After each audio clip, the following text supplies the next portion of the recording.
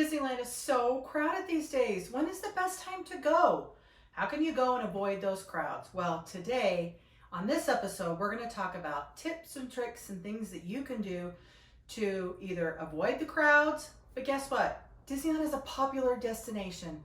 Everybody wants to go to Disneyland. So it's going to be crowded. Like, gone are the days when you used to be able to go in January on a Monday and just walk on rides. That just doesn't happen anymore. But that doesn't mean that you can't make the most out of your trip, and I'm here to help you. I'm Chantel, your guide to all things Disney and travel. Learn to plan like a pro using my guides. I'm going to help you have the most magical time. Let's get started on this topic of crowds.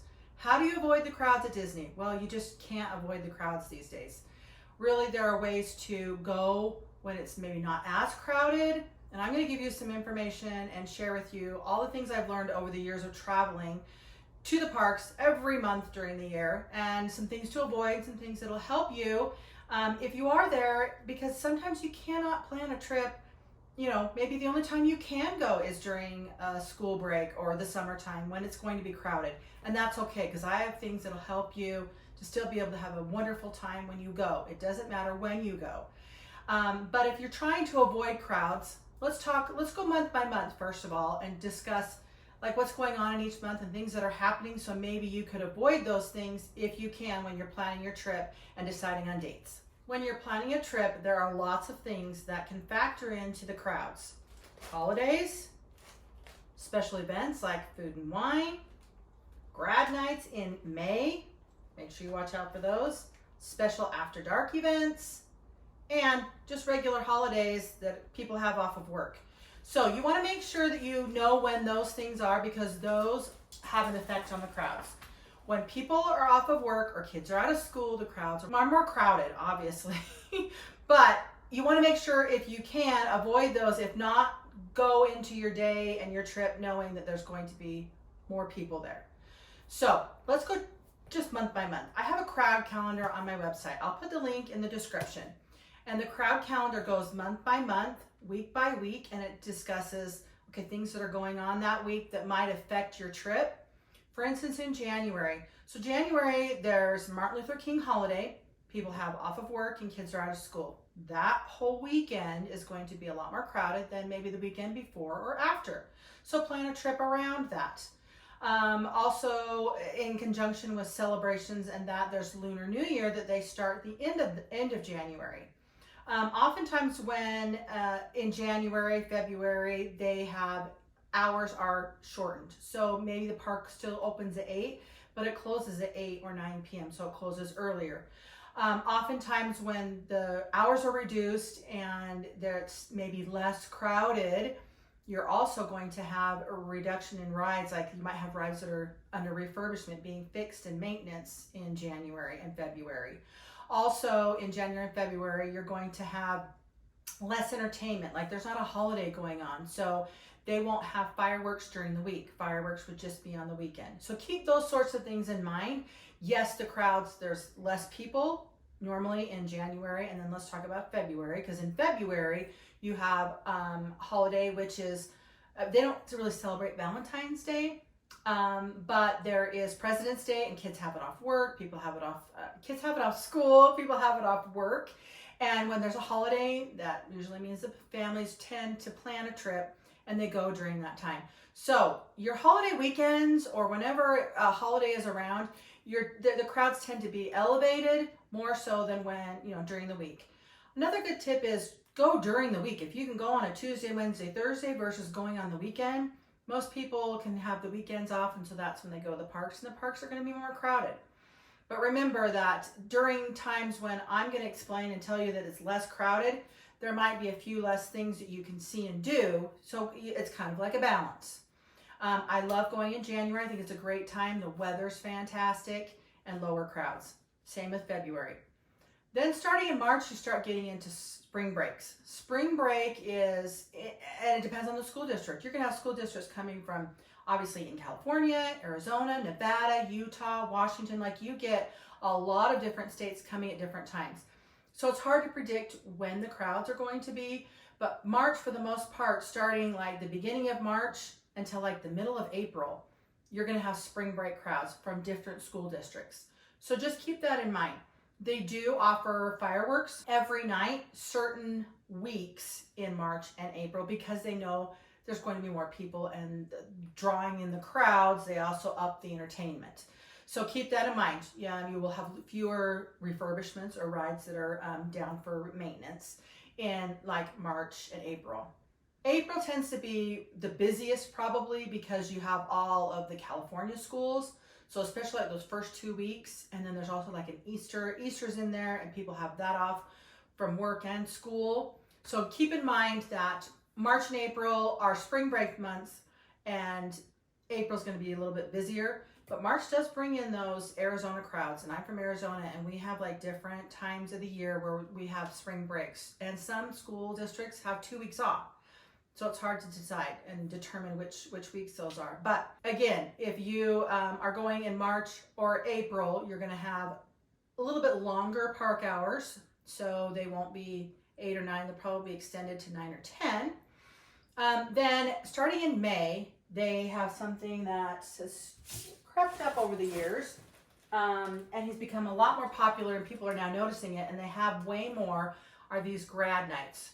Grad nights are in the parks. They are certain days of the week, and they bring in schools. Schools have an option to either go to just Disneyland in the morning, and then they can park hop, or they can just go to the party in the evening at Disney California Adventure at 9 p.m. But regardless, it brings in crowds, so just be aware of those.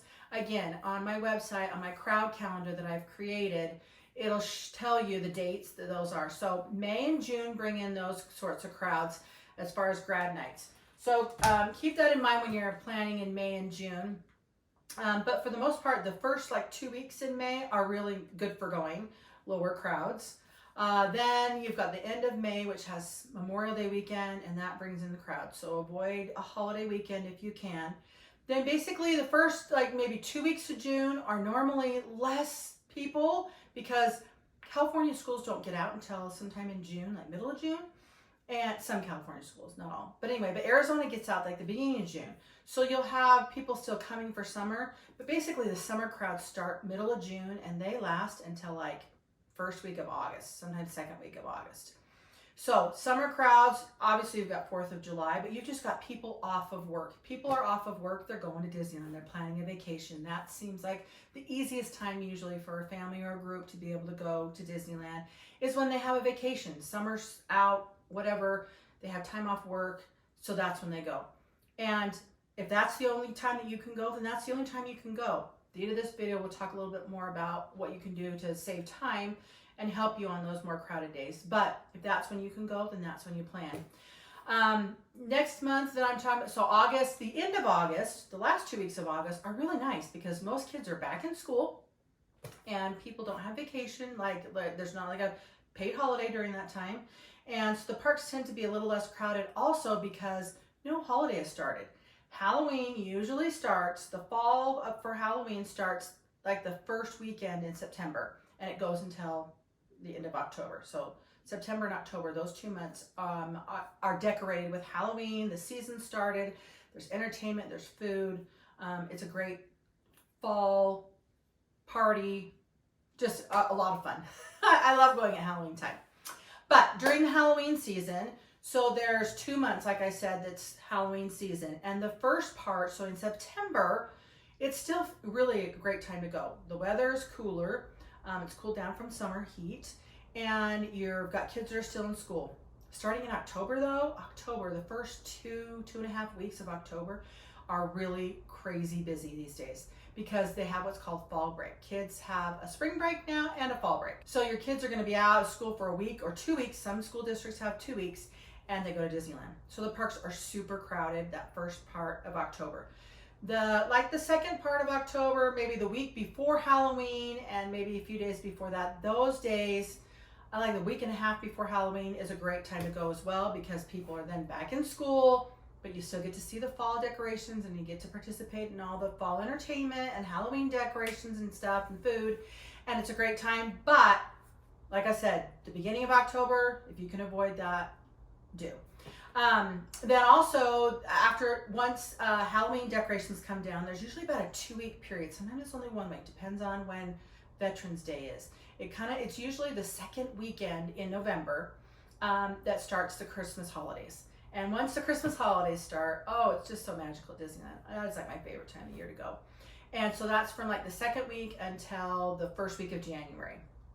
Now, obviously, in November, the first week or two of November is a great time to go, except for Veterans Day. Veterans Day is really busy because, again, parents are off of work and kids are out of school.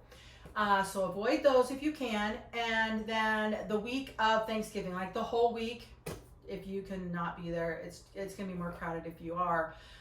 But if you can avoid Thanksgiving, that's great. If there's a week after Thanksgiving, but before December starts, that's usually like my favorite week to go. Because like kids are back in school and people haven't started making their, Christmas trip plans. So it tends to be really like everything's up. It's totally decorated for Christmas and it's just so magical. So anyway, I like to go that week after Thanksgiving. And then usually the first week in December is also great.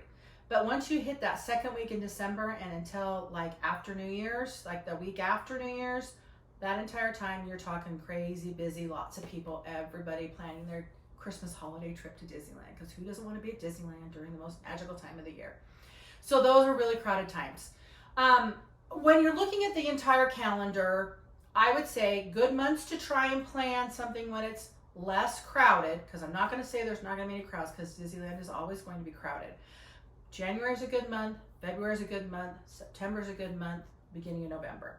Those are kind of my favorite times of the year to go. But again, if you cannot work around that, it's okay. One other thing I wanted to mention is Disney has a program, Magic Keys. The Magic Keys is like their new annual pass. And the annual pass is when people can go to the parks and they pay for a whole year to be able to go into the parks. And you can take a look at the calendar on the Disneyland website and you can see when those certain passes are blocked out. That is a good indicator of when they anticipate the parks to be crowded, when they block their annual pass holders or their Magic Key holders out of the parks. When they say, okay, you can't come because we're expecting crowds, that's when you know it's going to be really crowded. So that's another indicator that you can look at as far as crowds, how busy the park's going to be. Look at the Magic Key holder calendar on the Disneyland website. Now, if you're going and you're going to be there and it's going to be crowded, it's okay because you can still have a great time. First of all, you want to make sure you arrive an hour before the park's open. So if the park says official open time is 8, you want to be at the parking lot by 7 so you can be through security and at the front gates by 7:30. So whatever you got to do, if you're just walking, then maybe you only have to leave at 7:15. But anyway, you want to be through security and at the front gates, because at Disneyland or Disney California Adventure at 7:30, they open the gates and you can walk in. Okay, you go in, you get lined up for where you want to go and where you want to start your day. You start your day off at 8 o'clock when the rope drops and Disneyland is open. That's when the attractions start working, and that's when you want to be there, because those first 2 hours are so important. That's how you're going to beat the crowds, because everybody else is going to be like sleeping in, or, oh, it's my vacation, I don't want to get there till 10, or whatever. They don't think the park, you can't get in until 8, or whatever the reason. I'm telling you, those first 2 hours are super important. So do the rope. Make sure you're there for rope drop. Arrive early. And then the other thing is, take a break in the afternoon. When it's really crowded, go back to your hotel, take a nap, or go watch entertainment, go on longer rides like Pirates or something where you can sit for a long time, or have a dining reservation made in the afternoon. Those are great ways to kind of avoid the crowds. So there are ways to avoid the crowds. The other thing is you can also purchase Disney Genie Plus. That is the option to skip the lines. And I have a whole entire article that explains a little more about that. I would like to do a video on that one day. We'll get to that, but that's another option to skip the lines. So no matter when you go to Disneyland, you need to plan a trip. Yes, there's going to be crowds, but it's okay. Use my information on my website and that I just shared in this video to help you plan when would be the best time to go for your family. And if you have any questions, let me know in the comments.